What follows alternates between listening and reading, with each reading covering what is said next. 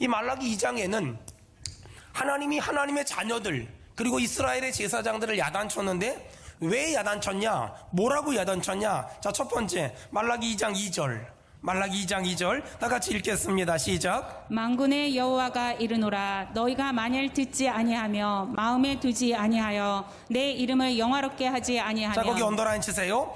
자, 하나님이 이스라엘의 제사장들을 야단쳤어요. 첫째, 왜 야단쳤냐? 너희가 만일 듣지 아니하며 마음에 두지 아니하며 내 이름을 영화롭게 하지 아니하면. 다시 말해서 이스라엘의 제사장들은 하나님의 말씀을 듣지 않았고 하나님을 마음에 두지 않았고 하나님의 이름을 영화롭게 하지 않았어요. 하나님은 이 세 가지를 야단치시고 또 혼내시고 또 이 세 가지를 하지 않는 이스라엘의 제사장들에게 지금 엄청나게 크게 화를 내셨어요.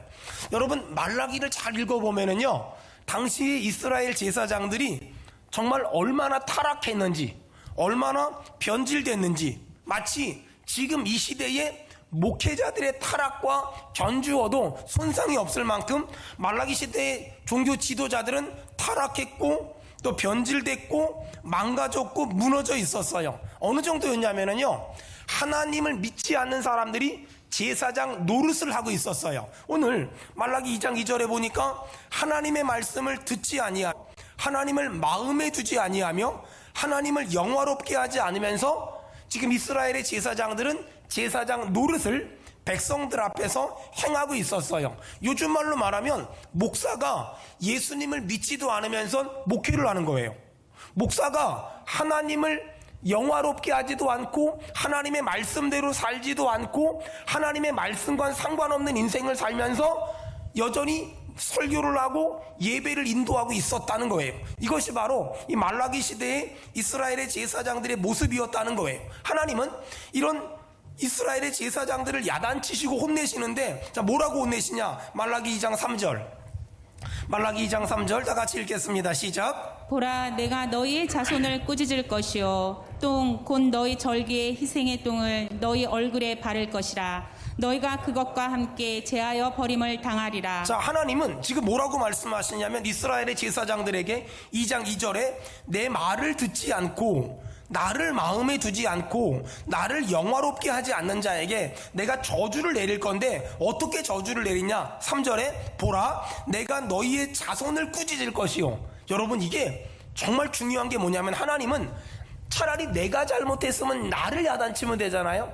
근데 하나님은 내가 잘못했는데 내 자손을 꾸짖을 것이라고 말하고 자손의 얼굴에 똥을 바를 것이라고 또 너희 얼굴에 똥을 바를 것이라고 이렇게 말씀하시고 그리고 너희가 그것과 함께 제하여 버림을 당할 거야 라고 말씀하시는 거예요. 자, 4절에 보니까 하나님은 이스라엘 백성들과 원래 4절과 5절에 언약을 세우셨어요. 4절 다 같이 읽겠습니다. 시작. 만군의 여호와가 이르노라 내가 이 명령을 너희에게 내린 것은 레위와 세운 나의 언약이 항상 있게 하려 함인 자, 줄을. 거기 보니까 하나님이 이스라엘 사람들과 언약을 맺었대요. 뭐라고요? 내가 너희와 항상, 동그라미 치세요, 항상 있을 거야 라고 말씀하셨어요. 5절에 보니까 하나님은 이스라엘 백성들과 레위와 세운 나의 언약은 생명과 평강의 언약이라. 여러분, 예수님 잘 믿잖아요. 그러면 하나님이 우리에게 생명을 주시며 하나님이 우리에게 평강을 주실 줄로 믿습니다. 아멘. 그런데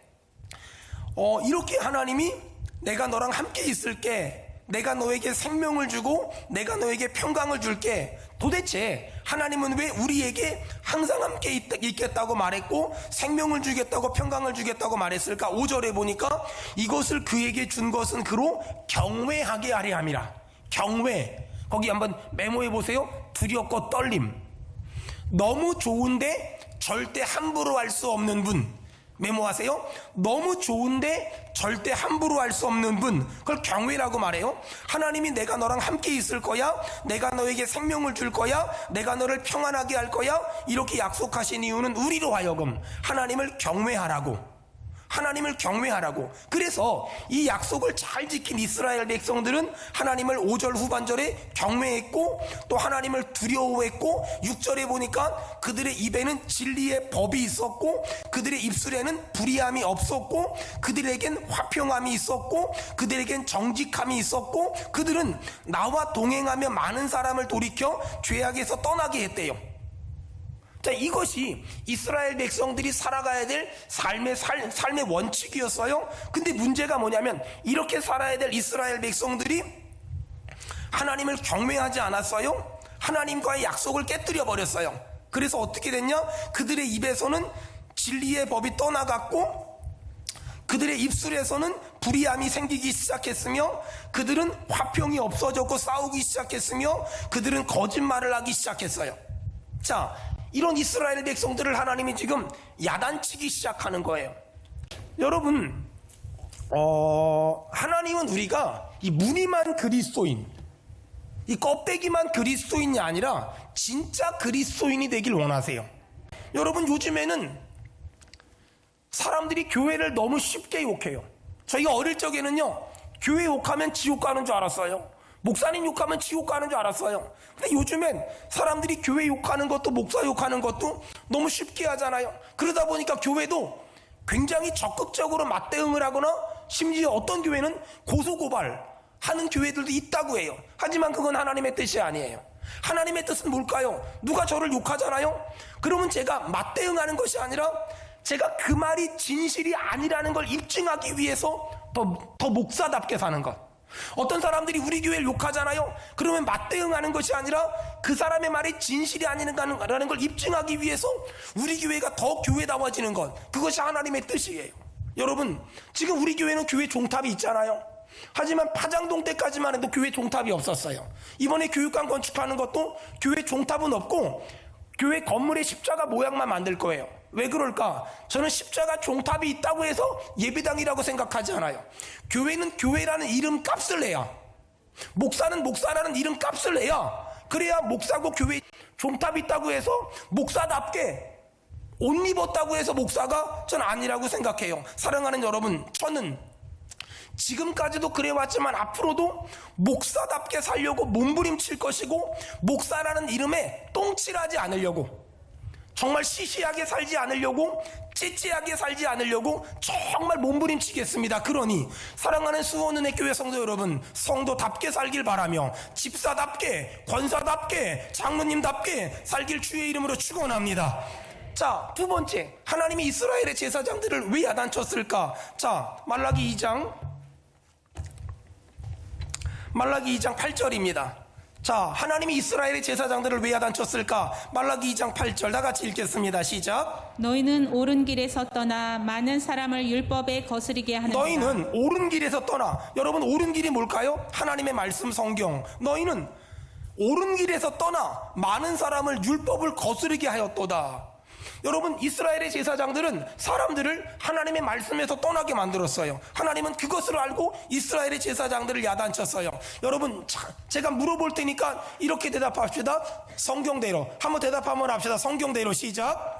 성경대로. 우리는 어떻게 살아야만 합니까? 성경대로. 여러분, 저는 어떻게 목회해야만 합니까? 성경대로. 여러분, 우리는 어떻게 자녀를 양육해야만 합니까? 성경대로. 성경대로. 이것이 신앙생활이고 성경대로. 이것이 믿음생활이에요. 아멘. 한경직 목사님은 돌아가셨지만 항상 마음속에 항상 기뻐하라, 쉬지 말고 기도하라, 범사에 감사하라, 그 말씀을 꼭 붙잡았어요. 저 두레마을 김진홍 목사님, 내가 새벽을 깨우리로다, 이 말씀 붙잡고 평생을 목회하셨어요. 가나안 동문학교 김용기 장로님, 일하기 싫거든 먹지 마라, 너희는 먼저 그 나라와 그의 의를 구하라, 이 말씀 붙잡고 평생을 사역하셨어요. 조영기 목사님, 내 영혼이 잘된 같이 내가 범사가 잘되고 강건하기를 원하노라, 이 말씀 붙잡고 평생 목회하셨어요. 사랑하는 여러분, 성경을 덮어놓고 믿지 말고 성경을 피고 성경을 믿으세요. 유명한 목사님의 말 믿지 마세요. 내가 경험했던 교회 생활 믿지 마세요. 우리가 믿을 건 예수밖에 없고 우리가 믿을 건 성경밖에 없으며 우리는 성경대로 목회할 것이며 우리는 성경대로 신앙생활하는 것이 하나님의 뜻인 줄로 믿습니다. 성경대로. 그런데 이스라엘의 제사장들은 사람들을 옳은 길에서 멀어지게 만들었어요. 하나님은 그들을 야단쳤어요. 만약에 내가 어떤 사람을 성경에서 멀어지게 하고 교회에서 멀어지게 하고 신앙에서 멀어지게 한다면 하나님은 그 사람을 분명 야단칠 거예요. 자, 세 번째, 하나님이 이스라엘의 제사장들을 왜 야단쳤을까? 자, 말라기 2장 10절, 말라기 2장 10절 다 같이 읽겠습니다. 시작.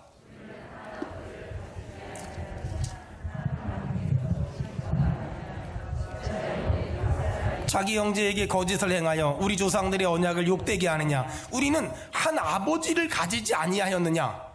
한 하나님께서 지으신 바가 아니냐? 어찌하여 우리 각 사람이 자기 형제에게 거짓을 행하여 우리 조상들의 언약을 욕되게 하느냐?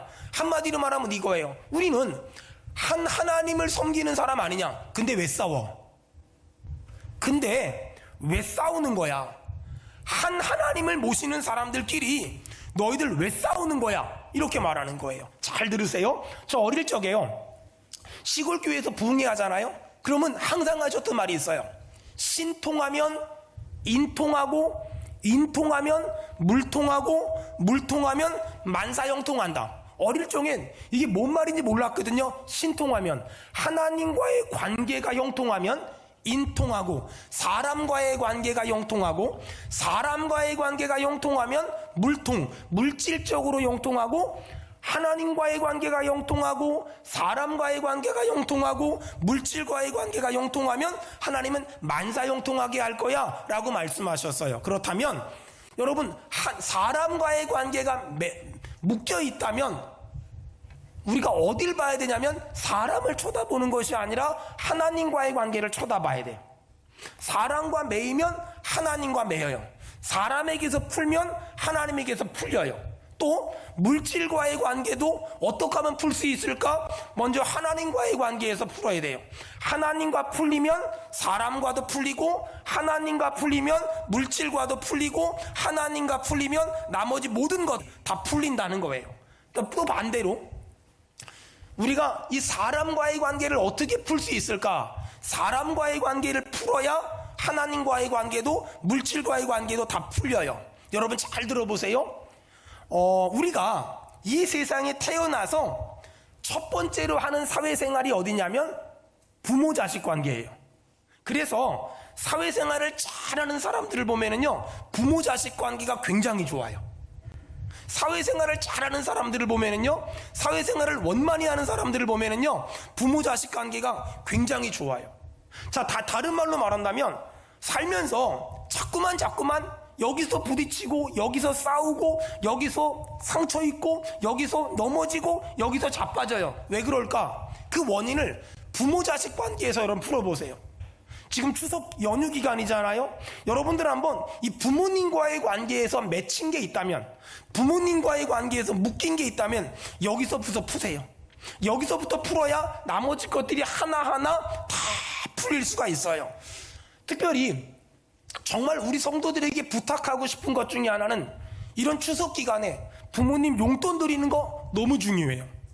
부모님 찾아갈 때 선물 사가지고 가는 거 너무 중요해요. 하지만 그것보다 더 중요한 게 있어요. 부모님 앞에서 싸우지 마세요. 어떤 경우에도, 어떤 일이 있어도 싸우지 마세요. 안 싸우려면 어떻게 해야 될까? 네가 똑바로 해야지. 이러면 싸울 수밖에 없어요. 안 싸우려면 어떻게 해야 될까? 내가 무조건 참으면 돼요. 내가 무조건 참으면 싸울 일이 하나도 없어요. 생각해 보세요. 효도가 뭘까요? 용돈 드리는 게 효도일까? 고기 사가는 게 효도일까? 맞아요. 그것도 효도예요. 하지만 우리가 부모 입장 내보니까 자식한테 원하는 건 딱 하나예요. 싸우지 마. 싸우지 마. 절대 싸우지 마. 여러분, 이 믿음이 있다면 내가 내 부모 앞에서 절대 안색을 붉히지 마세요. 절대 내 부모 앞에서 싸우지 마세요. 그것이 하나님의 뜻이에요.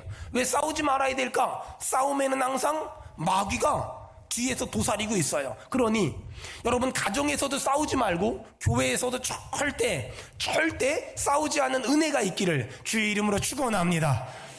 여러분, 싸우지 않는 비결, 저는 지난 20년 동안 수원은혜교회 담임 목사의 직분을 감당했어요. 그리고 지난 30년이란 기간 동안 목회자라는 이름을 가지고 살았어요. 근데 단언컨대 거의 싸운 적은 없어요. 어떻게 그럴 수가 있었을까? 제 마음속엔 한 가지의 삶의 원칙이 있어요. 당신은 잘못했지만 나는 괜찮습니다. 다시요. 당신은 잘못했지만 나는 괜찮아요. 당신은 잘못했지만 나는 괜찮아요. 자, 네 번째, 하나님이 왜 이스라엘의 자손들을, 이스라엘의 제사장들을 야단쳤을까? 자, 거기 11절 말라기 2장, 자 11절 다 같이 읽겠습니다. 시작. 유다는 거짓을 행하였고 이스라엘과 예루살렘 중에서는 가증한 일을 행하였으며 유다는 여호와께서 사랑하시는 그 성결을 욕되게 하여 이방신의 딸과 결혼하였으니. 자, 거기 언더라인 치세요. 이방신의 딸과 결혼하였으니. 하나님은 이방신의 딸과 결혼한 이스라엘 사람들을 보고서요, 13절에 너희가 이런 일도 행하나니 곧 눈물과 울음과 탄식으로 여호와의 제단을 가리게 하는도다. 하나님은 이방인들과 결혼하는 걸 뭐라고 말하냐면 눈물과 울음과 탄식으로 여호와의 제단을 가리는 행동이다 라고 말해요. 여러분, 왜 하나님은 이방인들과 결혼하는 것, 믿지 않는 자들과 결혼하는 걸 하나님의 눈물, 하나님의 울음, 하나님의 탄식이라는 말로 표현했을까요? 왜 그랬냐면요, 말라기가 기록될 당시에 이런 일이 있었어요. 하나님을 섬기는 사람들과 이방신을 섬기는 사람들이 결혼을 하잖아요. 그러면 어떤 일이 벌어지냐면 이방신을 섬기는 사람들이 하나님께 돌아오기보다 하나님을 섬기는 사람들이 이방신을 섬기는 쪽으로 개종하는 일들이 굉장히 많이 일어났어요. 그래서 저희가 청년 때는요, 우리 목사님이 귀가 따갑도록 가르쳐줬던 게 있어요. 만약에 배우자가 믿지 않거든 교회를 등록하게 해서 1년 동안 신앙생활을 하게 하고 세례를 받게 한 다음에 결혼해라. 이 말을 귀가 따갑도록 했어요. 여러분, 너무너무 안타까운 건 뭐냐면 지금 이 시대는요, 하나님을 믿지 않는 사람들하고 결혼하는 걸 그렇게 대수롭지 않게 생각한다는 거예요. 그렇게 대단한 일로 여기지 않고 뭐 냉도하면 되지, 내가 전도하면 되지, 이런 말하는 사람들이 굉장히 많다는 거예요. 예전에 제가 어떤 자매한테 그런 말을 했더니 그 자매가 그러더라고요. 목사님, 저 동남아시아로 아프리카로 선교사도 나가는데 제가 그 가정의 집안에 선교사로 들어가겠습니다. 그래서 제가 가정은 선교지가 되면 안 된단다. 가정은 안식처가 돼야지 가정은 선교지가 되면 안 된단다. 선교지엔 얼마나 많은 영적인 싸움들이 있는 줄 아니? 선교지엔 얼마나 많은 영적인 갈등이 있는 줄 아니? 네가 아직 몰라서 그러는데 가정은 안식처가 돼야지 선교지가 되면 안 된단다. 그럼에도 불구하고 결혼을 하더라고요. 그 결과는 너무나 뻔하고 너무나 당연한 일 아닙니까? 여러분, 혹시라도 앞으로 내 아이가 결혼을 해야 된다면 지금부터 기도하세요. 믿음의 배우자 만나게 해달라고. 내가 결혼을 해야 된다면 정말 기도하세요. 하나님 믿음의 배우자와 믿음의 가정을 이룰 수 있도록 도와주시옵소서. 어떤 사람들은 결혼해서 전도하면 되잖아요 라고 말하잖아요. 생각을 해보세요. 그게 너무너무 쉬운 일이라면 안 되진 않아요. 그게 안 되진 않아요. 하지만 그게 너무너무 쉬운 일이라면 하나님이 성경에 결혼해서 전도하라고 말했을 거예요.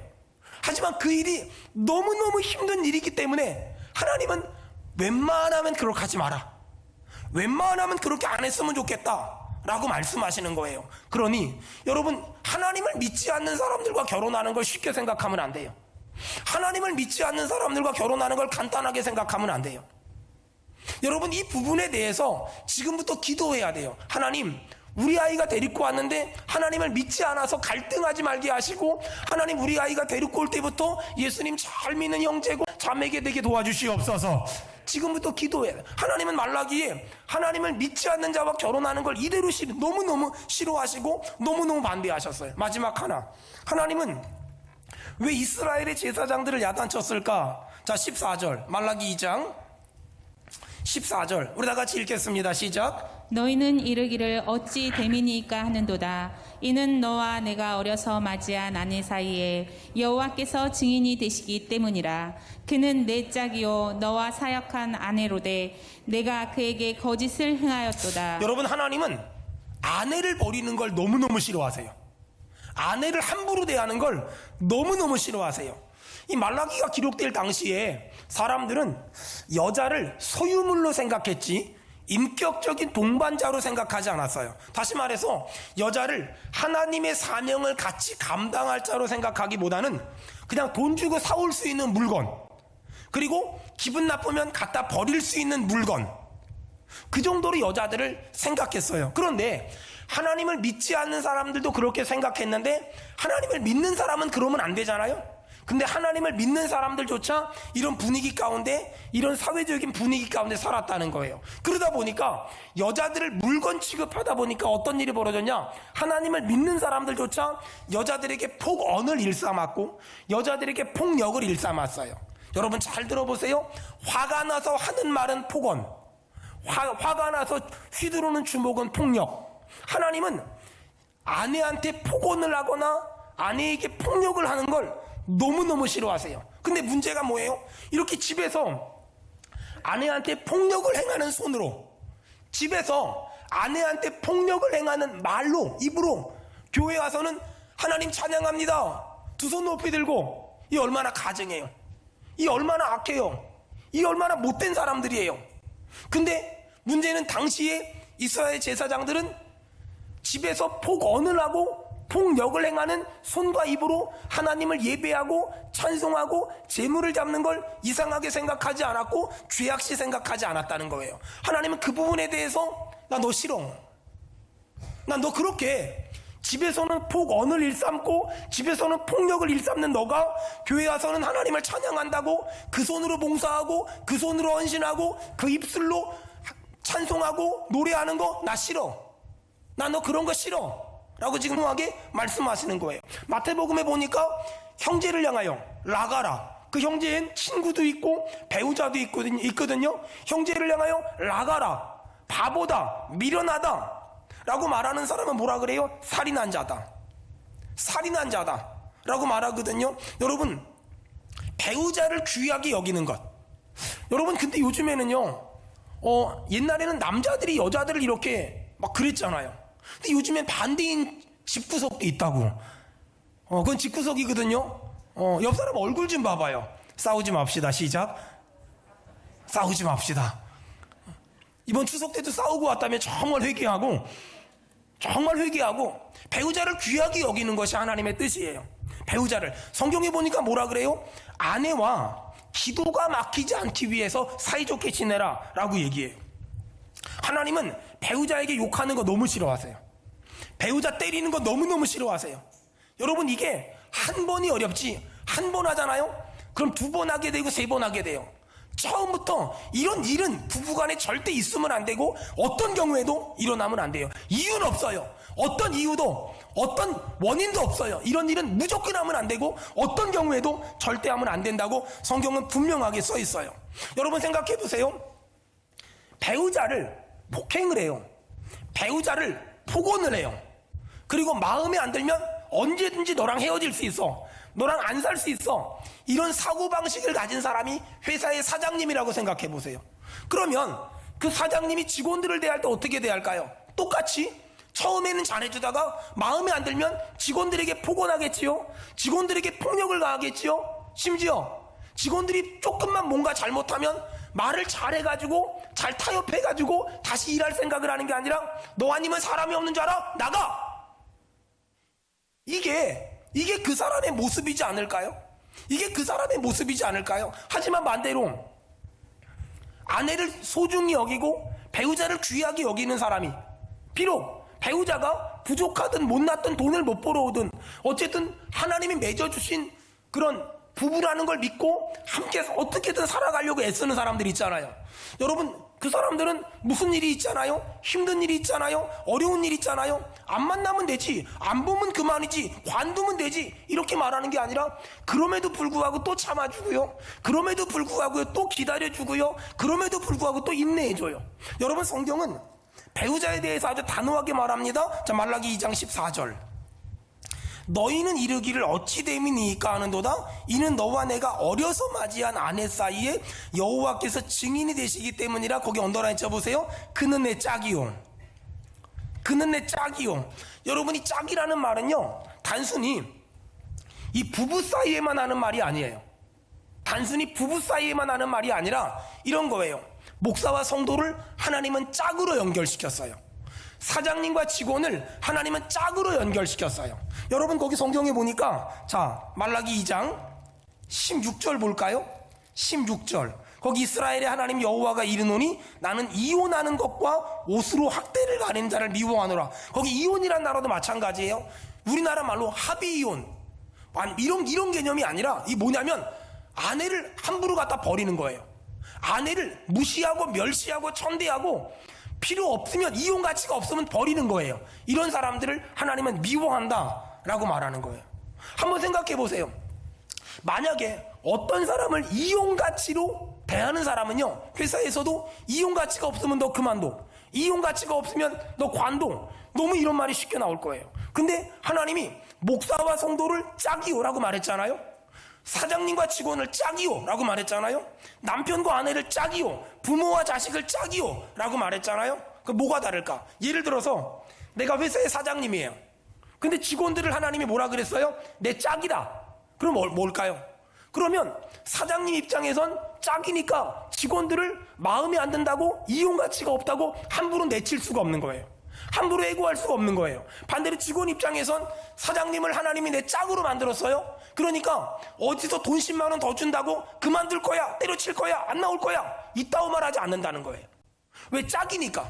남편과 아내도 마찬가지예요. 사장님과 직원도 마찬가지예요. 목사와 성도도 마찬가지예요. 하나님이 짝이다. 그러니까 내가 사장님이라면 직원들을 바라볼 때 저 사람은 이혼 가치가 없으니까 관둬, 이혼 가치가 없으니까 너 나가, 이게 아니라 내 짝이라고 만들어놨으니까 어떻게 하면 사랑할까, 어떻게 하면 섬길까, 어떻게 하면 보살필까, 이것만 생각한다는 거예요. 여러분, 사람은요 이혼 가치로 평가하면 안 돼요. 그건 기독교적인 가치관이 아니에요. 우리 교회는 하나님이 우리 교회에 선물로 주신 장애를 가진 믿음의 아들, 딸들이 있어요. 여러분, 만약에 그들을 이혼 가치로 평가한다면 그들은 이혼 가치가 전혀 없을지 몰라요. 여러분, 가끔 가다가 예전에 제가 그 송파구에서 부교육자 생활을 했는데 우리 교회 집사님이 송파 구청장님을 전도해 왔어요.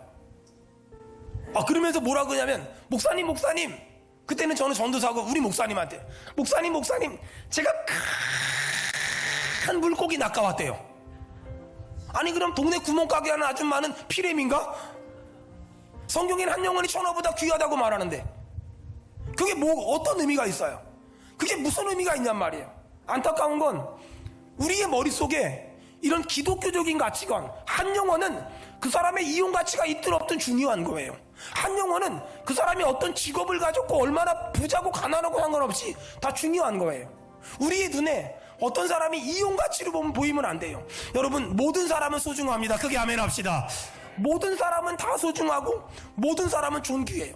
혹시 내 아내를, 내 남편을 이혼 가치로 돈 많이 벌어오니까, 돈 조금 벌어오니까, 돈 못 벌어오니까 혹시 내 아이들을 이혼 가치로, 그런 사람 없겠지요? 하지만 우리 주변에 있는 사람들을 이혼 가치로, 저 사람은 만나두면 도움이 돼, 저 사람을 만나봤자 피곤해, 이런 생각으로 그 사람을 대한다면 우린 이미 기독교적인 정신에서 벗어난 겁니다. 하나님은 이런 사람을 너무 싫어하세요. 하나님은 사람을 이용하는 사람을 너무 싫어하세요. 하지만 하나님은 사람을 사랑하는 사람을 사랑해 주세요. 저는 제가 사랑하는 수원은혜교회 성도들이 사람을 이용하는 사람이 아니라 사람을 사랑하는 그런 진짜 그리스도인 되길 축원합니다. 마지막 하나, 하나님은 왜 이스라엘의 제사장들을 혼냈을까? 여러분, 17절, 말라기 2장 17절 우리 다 같이 한번 읽어볼까요? 말라기 2장 17절 시작. 너희가 말로 여호와를 괴롭게 하고도 이르기를 우리가 어떻게 여호와를 괴롭혀 드렸나이까 하는도다. 이는 너희가 말하기를 모든 악을 행하는 자는 여호와의 눈에 좋게 보이며 그에게 기쁨이 된다 하며 또 말하기를 정의의 하나님이 어디 계시냐 함이니라. 자, 거기 중간부터요. 이는 너희가 말하기를 모든 악을 행하는 자는 여호와의 눈에 좋게 보이며, 이 말이 안 되잖아요. 악을 행하는 자가 어떻게 여호와의 눈에 좋게 보여요? 악을 행하는 자는 여호와의 눈에 좋게 보이면 안 되잖아요. 근데 이스라엘의 제사장들은 뭐라 그러냐면, 야, 그 정도는 괜찮아, 야, 그 정도는 괜찮아. 여러분 잘 들어보세요. 우리가 신앙생활을 이렇게 하는 게 정석이야 라는 걸 알면서 자꾸만 타협하는 거예요. 그러면서 나만 타협하는 게 아니라 그 정도는 괜찮아. 아마 제가 여자가 아니니까 여자들은 모르겠는데 남자들 세계에서 예전에 우리 청년 때 막 술 먹일 때 막 군생활하고 술 먹일 때 그러잖아요. 이렇게 주는데 안 먹잖아요. 그럼 뭐라고 말하는지 아세요? 내가 아는 그 목사 아들도 먹어. 내가 아는 그 장로도 먹더라. 야, 너는 목사 아들도 아니잖아. 너는 권사님 아들이잖아. 먹어도 괜찮아. 하나님은 악을 행하면서 하나님이 좋게 보셔 라고 말하는 사람들을 절대 가만두지 않겠다라고 말해요. 여러분 혹시 세상 살면서 악을 행하면서도 아유, 이 정도는 하나님이 눈 감아줄 거야, 이 정도는 하나님이 괜찮다 그럴 거야 라고 생각하는 거 없습니까? 제가 그냥 글을 하나 적어봤어요. 여러분 한번 잘 생각해 보세요. 겉모술수로 다른 사람을 이용해서는 안 됩니다. 하나님을 진짜 믿는다면. 투기, 담합, 뒷거래, 청탁하면 안 됩니다. 하나님을 믿는다면.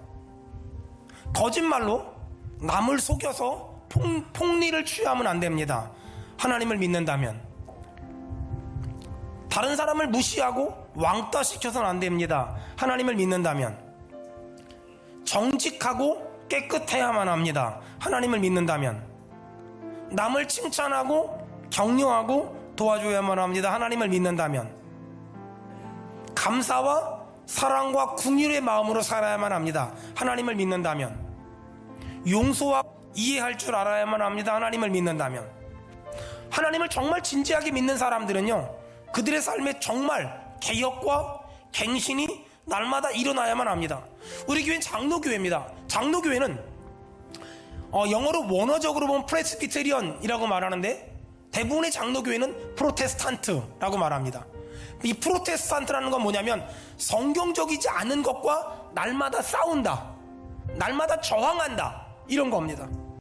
정말 하나님을 믿는 사람들은 날마다 우리의 삶에 하나님 보시기에 합당하지 않은 것들과 싸워야 되고 저항해야 합니다. 그걸 개혁이라고 말하고 갱신이라고 말합니다. 안타까운 건 하나님을 믿는다고 말하는 사람들은 진짜 많지만 사는 걸 보면 하나님을 믿는 사람답게 살지 않는 사람들이 너무나 많습니다. 이 추석 주일날 우리 성도들을 축복합니다. 하나님을 믿는다고 말만 하지 말고 하나님을 믿는다면 내 삶으로 하나님이 정말 살아계시다는 걸 보여주는 저와 여러분 되길 주의 이름으로 축원합니다.